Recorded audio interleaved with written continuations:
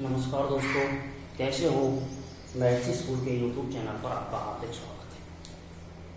मित्रों, रोजाना की तरह आज की क्लास में हमारा जो चैप्टर चल रहा है वह है एक्टिव पैसिव वॉइस। तो कल हमने एक्टिव पैसिव वॉइस में असर्टिव सेंटेंस अर्थात साधारण वाक्यों में एक्टिव से पैसिव बनाना सीखा था।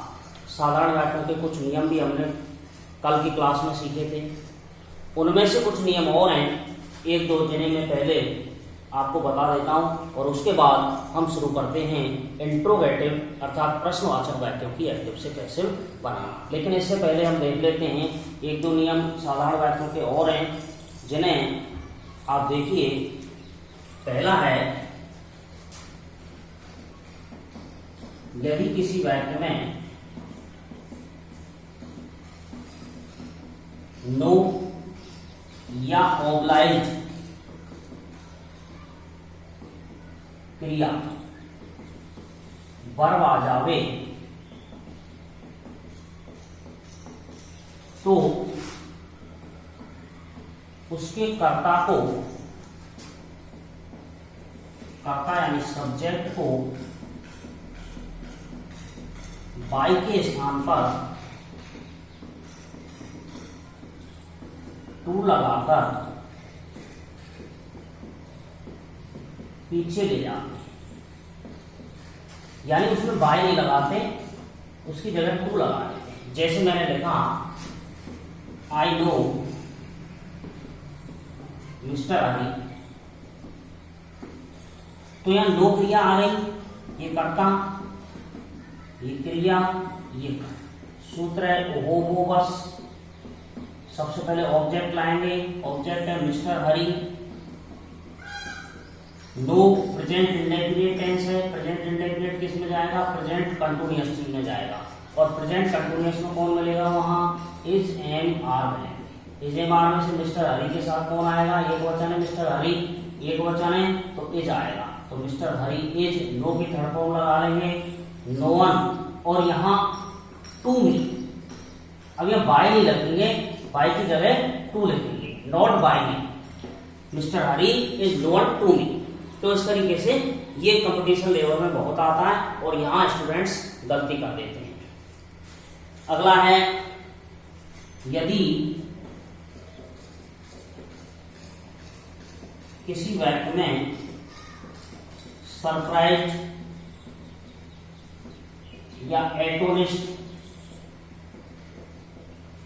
वर्ब आ रही हो, क्रियाएं वर्ब्स आ रही हो, तो कर्ता को बाई के स्थान पर एट लगाकर पीछे ले जाते हैं।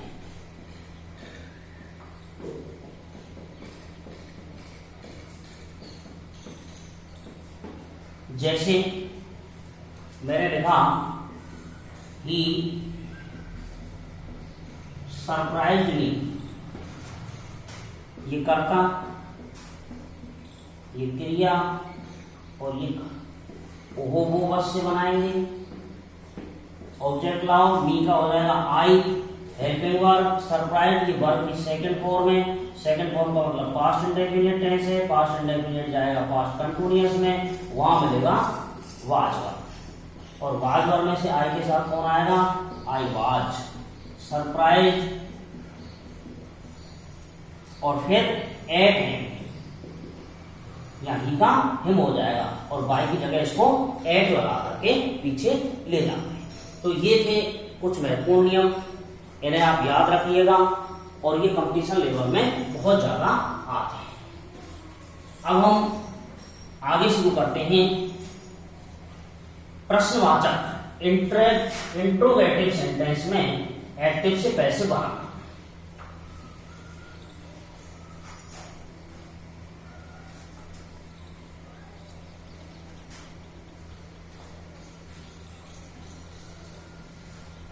इंट्रोगेटिव सेंटेंस में एक्टिव से पैसिव कैसे बनाई जाती है, देखिए।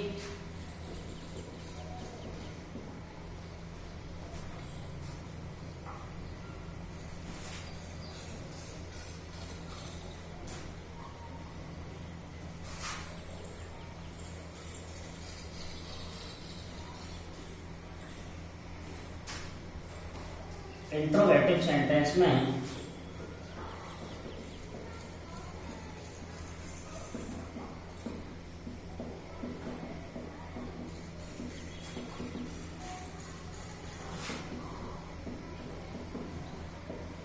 पैसिव वॉइस बात,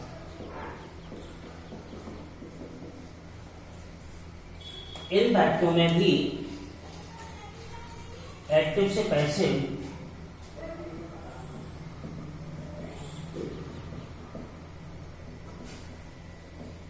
में भी एक्टिव से पैसिव साधारण वाक्यों की तरह ही बनाई जाती है।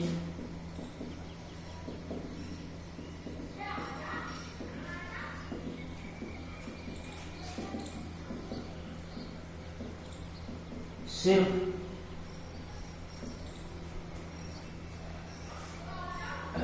हेल्पिंग वर्ब यानी सहायक क्रिया को कर्ता से पहले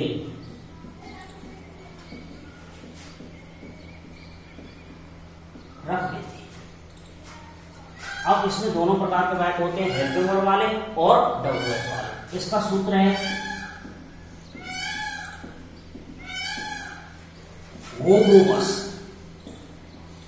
और प्रश्नवाचक, यानी पहले हेल्पिंग वर्ब, फिर ऑब्जेक्ट, फिर वर्ब की third form plus OW plus by plus subject. और यदि WH वाला है, WH वाले के लिए, WH वर्ड वाले प्रश्नवाचक के लिए पहले WH वर्ड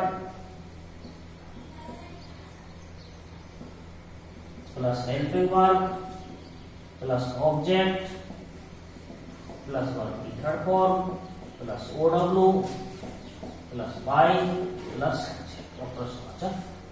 ये WH वर्ड के लिए है, ये हेल्पिंग वर्ब वालों के लिए है। तो आप ध्यान रखेंगे, यानी साधारण वाक्यों के लिए, साधारण के लिए सूत्र वो बस, और प्रश्नवाचक के लिए वो बस। यानी यहां सिर्फ अंतर है ना, तो ये H इधर आ गया और O इधर चला गया, यानी पहले हेल्पिंग वर्ब आ गई। यहाँ पर प्रश्नवाचक में हेल्पिंग वर्ब को सबसे पहले रख देते हैं। देखिए कैसे करते हैं इसको। अब अपन बात करते हैं हेल्पिंग वर्ब वाले वाक्यों की, एक्टिव से कैसे बनाना।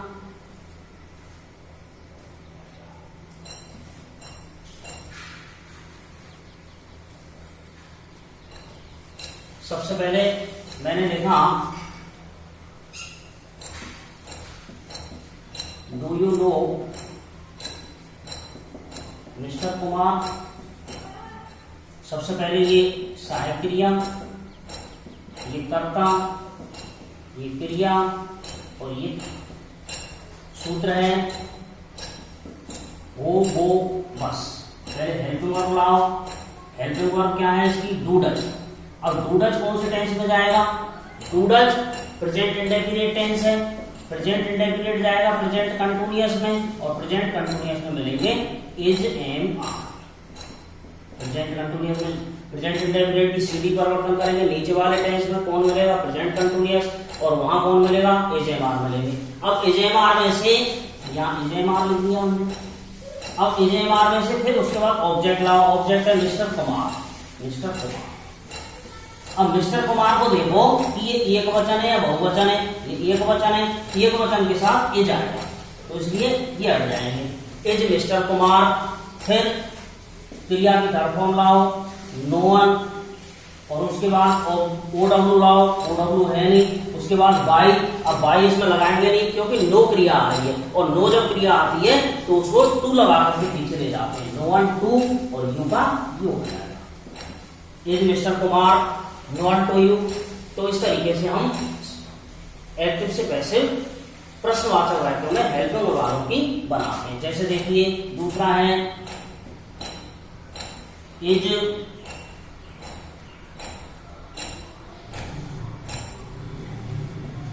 M I making you fool now. तो देखिए सबसे पहले कर्ता, ये क्रिया, ये कर्म, ये OW, ये सम और टेंस प्रेजेंट कंटिन्यूअस। अब हमें पता है सूत्र से हेल्पिंग वर्ब प्रेजेंट कंटिन्यूअस है, तो प्रेजेंट कंटिन्यूअस में रहेगा, लेकिन इसमें बीइंग लगेगा।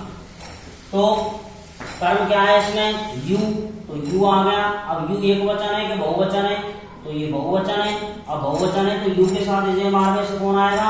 आर आएगा। आर यू फिर बीइंग आ जाएंगे, आर यू बीइंग, और फिर मेड की थर्ड फॉर्म लगा देंगे मेड, और फिर OW फूल, और उसके बाद by, are you being made fool by me. इस तरीके से हम एक्टिव से पैसिव साधारण वो प्रश्नवाचक वाक्यों में हेल्पिंग वालों की बनाते हैं। जैसे देखिए, तो अब यहां मेरा कहने का तात्पर्य है, यदि किसी वाक्य में बी, बीइंग या बीइंग शब्द आए तो वो जो कर्म है जिसको हमने कर्ता बनाया है उसके तुरंत बाद यहां लिखा जाएगा।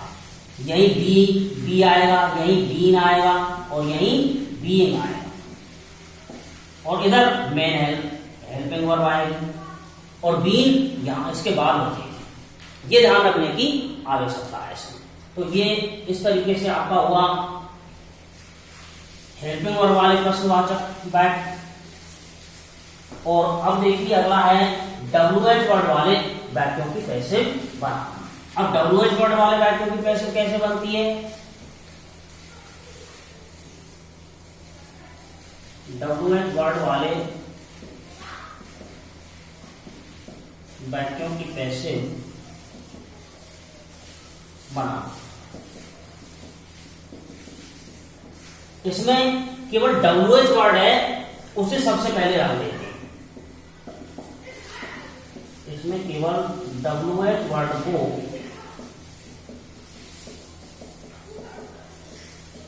सबसे पहले रख देते हैं।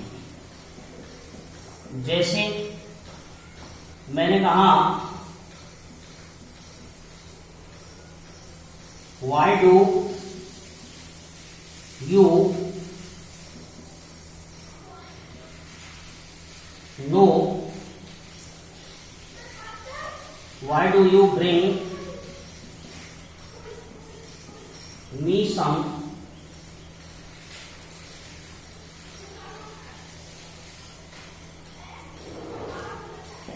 ink। तो देखिए सबसे पहले ये WH वर्ड है, ये हेल्पिंग वर्ब है, ये कर्ता है, ये क्रिया है, ये कर्म है, और ये कोड है। तो मुझे पता है कि वो बस से बनेगा, और यहाँ WH वर्ड और आ जाएगा। तो WH वर्ड वाई है ना, तो वाई का वाई आ जाएगा यहाँ पे, और why helping verb do does कौन सा टेंस है? Present indefinite. किस में जाएगा? प्रेजेंट कंटिन्यूअस में। कौन मिलेगा? एजेएमआर मिलेंगे वहां पे। अब एजेएमआर में से यहाँ मी है, तो मी का क्या हो जाएगा? आई कर्ता के साथ कौन आएगा? एम आएगा। वाई एम आई, ब्रिंग की थर्ड फॉर्म लाओ, ब्रॉड OW लाओ, समिंग, और उसके बाद बाई, और फिर सब्जेक्ट को पीछे लिया by, why am I broad, something, why. अब इसमें क्या होता है? इसमें एक चीज और है WH वर्ड वाले में, कि यदि वाक्य में हु कर्ता से हु आ रहा हो, यदि WH वर्ड में हु शब्द आ रहा हो, यदि वाक्य हु से शुरू हो, तो उसे सबसे पहले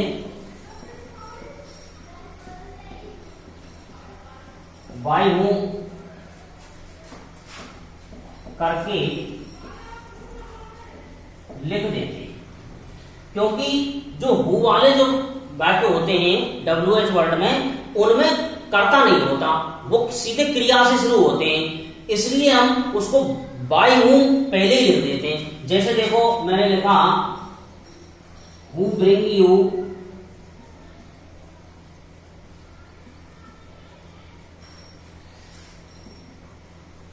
दिस पेन, प्रश्नवाचक आ रहा है। अब देखो यह हु है ना, हु के बाद ब्रिंग, ब्रिंग माने लाना, लाना ये सीधी क्रिया है, या इसमें वाक्य में कर्ता नहीं है, कर्ता की अनुपस्थिति है, इसलिए हु का हम क्या कर देंगे, सबसे पहले यह बाय हूं कर देंगे, बाय होम। अब वही होबो बस से बनाएंगे, पहले हेल्पिंग वर्ब लाओ, बाय होम। अब ये ब्रिंग वर्ब की फर्स्ट फॉर्म है, अब वर्ब की फर्स्ट फॉर्म है तो किस में जाएगा ये, यानी प्रेजेंट इंडेफिनिट टेंस है, प्रेजेंट इंडेफिनिट है तो प्रेजेंट कंटीन्यूअस में जाएगा, वहां कौन मिलेंगे, इजेमार मिलेंगे। अब इजेमार मिलेंगे तो अब यहां देखिए ये क्रिया और ये कर्म और ये ओडर। अब कर्म को कर्ता बनाएंगे तो यू है तो यू का यू रहेगा, तो यू के हिसाब से यहाँ इजेमार में से कौन आएगा, are. By whom are you bring की third form brought this pen, और इसमें कर्ता है नहीं इसलिए बाय लगा करके पीछे ले जाने की आवश्यकता नहीं है। By whom are you brought this pen, इस तरीके से हु वाले वाक्यों की एक्टिव से पैसिव बनाते हैं, अर्थात उसमें बाय हूं लगा करके उसे सबसे पहले रख देते हैं, और ऐसे वाक्यों में कर्ता नहीं होता, ये सीधे क्रिया से शुरू होते हैं। ये हो गया आपका प्रश्नवाचक वाक्यों की एक्टिव से पैसिव वॉइस बनाना। अब देखिए इसका अंतिम सेंटेंस है आज्ञार्थक वाक्यों की एक्टिव से पैसिव बनाना। इंपरेटिव सेंटेंस में हम एक्टिव से पैसिव कैसे बनाएं?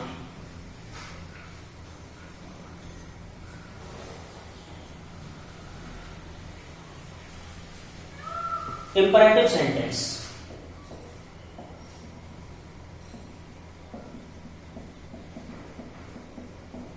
में एक्टिव से पैसिव बनाना। देखिए आज्ञार्थक वाक्यों में एक्टिव से पैसिव बनाने के लिए हमें यह याद रखना चाहिए कि जो आज्ञार्थक वाक्य होते हैं वो तीन प्रकार के होते हैं। कौन कौन से? ऑर्डर या कमांड, एडवाइज और रिक्वेस्ट। मैंने आपको बताया था बेसिक ग्रामर पार्ट फर्स्ट में, बेसिक ग्रामर पार्ट सेकंड में कि आज्ञार्थक वाक्य वे वाक्य होते हैं जिनमें आज्ञा दी जाती है या आज्ञा ली जाती है। ऐसे वाक्यों में कर्ता नहीं होता, ये सीधे क्रिया से शुरू होते हैं, जैसे bring me a glass of water, shut the door, come here, go there, ये सारे आज्ञार्थक वाक्य होते हैं, ये सीधे क्रिया से शुरू होते हैं, इनमें कर्ता नहीं होता। और मैंने इनको छांटना भी बताया था। ऑर्डर वाले वाक्य कौन से होते हैं? जिनमें आदेश का उल्लंघन करने पर दंड का प्रावधान होता है, उन्हें हम ऑर्डर वाले वाक्य कहते हैं। जैसे मैनेजर ने नौकर से कहा शट द डोर, और नौकर ने कहे कि मैं ना कर रहा, जा तू क्या कर ले हो, इसका मतलब उसको दंड का प्रावधान है। तो मैनेजर कहेगा कि तुम यदि दरवाजा बंद नहीं करते हो तो मैं तुम्हारे दरवाजे बंद कर देता हूं, तो वो ऑर्डर वाले वाक्य कहलाते हैं। एडवाइज वाले वाक्य कौन से होते हैं? सलाहात्मक, जिनमें सलाह दी जाती है। सलाह कैसे दी जाती है कि उसमें दंड का प्रावधान नहीं होता। जैसे मैंने माँ ने पुत्र से कहा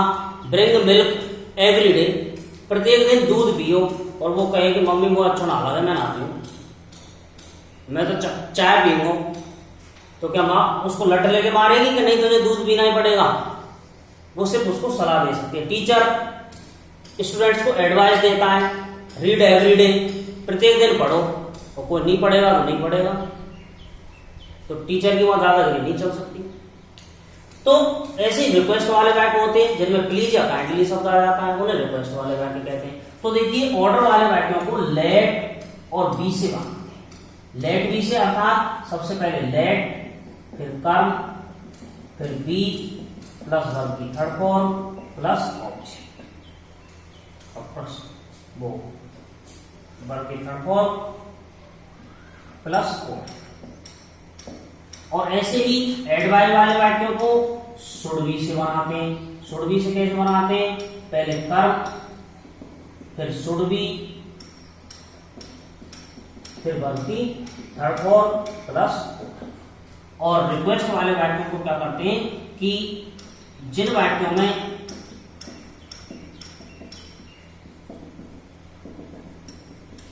प्लीज या काइंडली शब्द आ जाता है,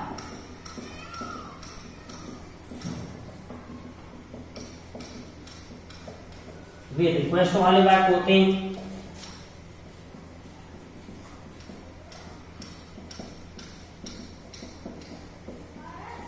उनमें प्लीज या काइंडली को हटाकर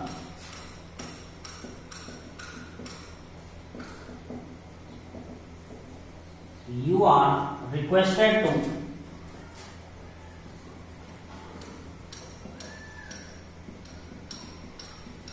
लगा दिया जाता है। अब देखिए पहले, सबसे पहले ऑर्डर वाले, जैसे मैंने लिखा शट द डोर, तो सबसे पहले ये क्रिया और ये। अब इसको कैसे बनाएंगे, सबसे पहले लेट लगाएंगे, let the door be shut. मैंने लिखा bring a glass of water, एक गिलास पानी लाओ, नहीं लाऊं तो सजाए, तो ये क्रिया और ये कार्य। तो सबसे पहले ये ऑर्डर वाला वाक्य है, इसलिए लेट, फिर ये ग्लास ऑफ वाटर, फिर बी और ब्रिंग की थर्ड फॉर्म ब्रॉट। ये glass of water be brought. इस तरीके से ये आपके ऑर्डर वाले वाक्य हो गए। अब एडवाइज वाले वाक्यों को कैसे बनाते हैं, जैसे देखिए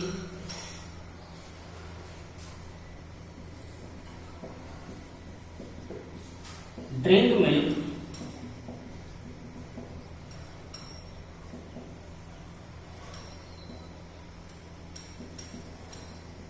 एवरी डे। तो देखिए ये क्रिया, इसमें कर्ता नहीं होता इन वाक्यों में, ये कर्म और ये समय। सबसे पहले कर्म को कर्ता बनाओ, मिल्क शुड भी लगाओ, शुड भी ड्रिंक की थर्ड फॉर्म ड्रंक, फिर समय है, OW इसमें है नहीं तो समय को सबसे बाद में लिख देते हैं, एवरी डे। जैसे मैंने कहा रीड बुक्स एवरी डे, प्रत्येक दिन पुस्तकें पढ़ो, क्रिया ये कर्म और ये समय। क्रिया कर्म को कर्ता बनाओ, बुक्स शुड बी,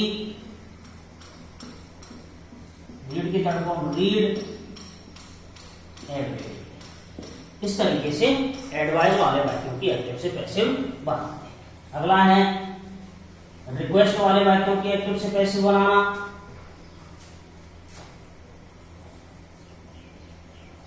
रिक्वेस्ट वाले वाक्यों की कैसे बनाई जाती है, जैसे आ गया प्लीज गो दे, तो यहाँ प्लीज को हटा देंगे और यहां लिख देंगे you are requested to go day. यदि यहाँ काइंडली आ जाता तो काइंडली को भी हटा करके यू आर रिक्वेस्टेड टू लिख देते और शेष वाक्य को जैसे के तैसे उतार देते। तो मित्रों आज की क्लास में हमने पढ़ा एक्टिव से पैसिव बनाना। एक्टिव से पैसिव का जो चैप्टर है वो आज आपका यही खत्म होता है। मुझे आशा है कि आप इसके तीनों part, active passive part first, active passive part second और एक्टिव पैसिव पार्ट थर्ड, तीनों पार्टों को आप देखेंगे। जब आप इन्हें क्रमानुसार देखेंगे कि पार्ट 1, पार्ट 2 और पार्ट 3, तभी आपको एक्टिव से पैसिव सही ढंग से समझ में आएंगे। अब रही बात प्रैक्टिस की, तो आपको इनकी प्रैक्टिस करने के लिए सबसे ज्यादा एक्सरसाइज करनी होगी। जितनी आप एक्सरसाइज करेंगे उतनी नई चीजें आपके सामने आती जाएंगी और फिर आप उनको सीखते जाएंगे, क्योंकि प्रैक्टिस मेक्स मैन परफेक्ट। जब तक आप अभ्यास नहीं करेंगे तब तक नियमों का कुछ नहीं बनता।